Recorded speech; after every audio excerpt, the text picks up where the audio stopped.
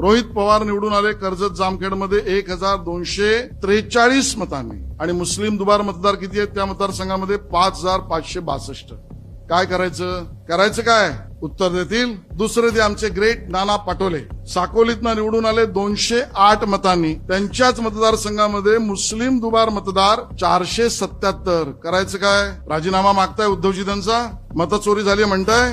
बीड मतदारसंघ संदीप क्षीरसागर जिंकलेत 5324 मतांनी आणि त्यांच्या मतदारसंघामध्ये दुबार मुस्लिम मतदार 14944. काय करायचं.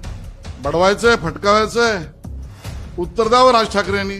मुंब्रा जितेंद्र आव्हाड त्यांच्या मतदारसंघामध्ये 30,601 दुबार मुस्लिम मतदारसंघ 30,000.